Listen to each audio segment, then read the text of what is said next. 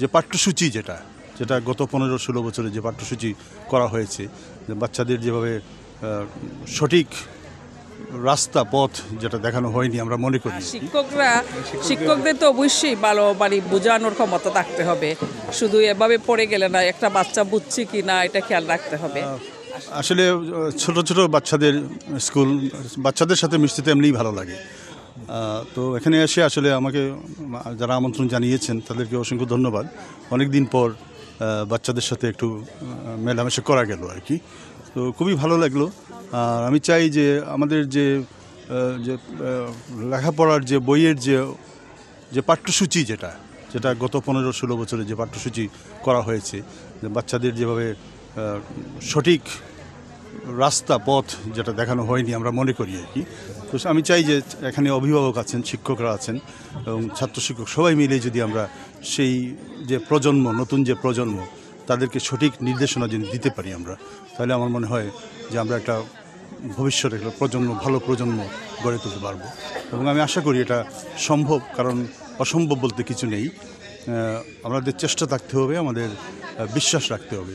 যদি লক্ষ্য থাকে অটুট, বিশ্বাস হৃদয়ে, হবেই হবে দেখা হবে বিজয়ের।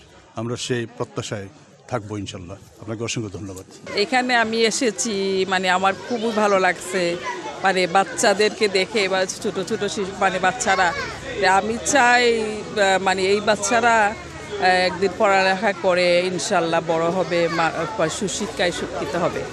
তো এই স্কুলটা তো ইংলিশ মিডিয়াম, তো ইংলিশ মিডিয়াম স্কুল হিসাবে ইংলিশও আমাদের জানা অনেক দরকার, কারণ আমাদের দেশ ছেড়ে গেলে আমাদের ইংলিশের অনেক দরকার। তাই আমার মনে হয় ন্যাশনাল কারিকুলাম হিসাবে ইংলিশ মিডিয়ামটা ভালো। তাই আমি স্কুলের উত্তর কামনা করি।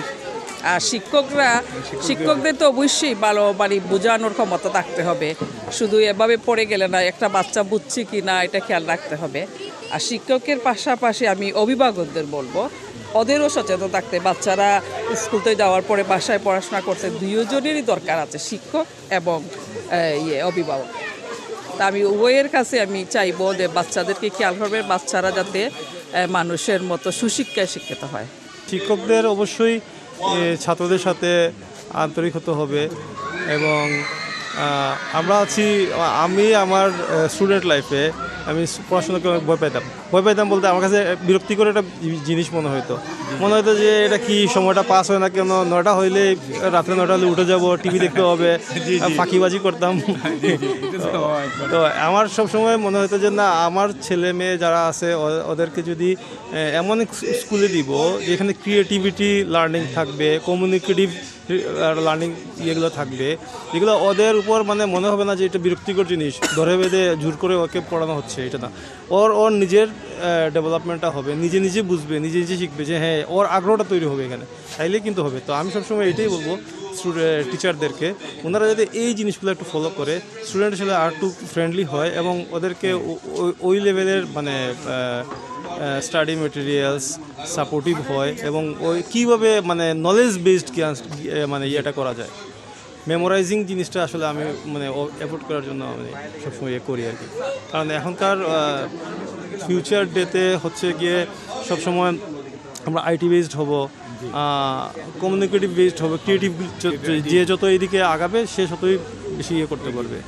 তো এটাই হচ্ছে কি আমার টিচারদের প্রতি, যে ওনারা যদি স্টুডেন্টদের সাথে যদি আরও বেশি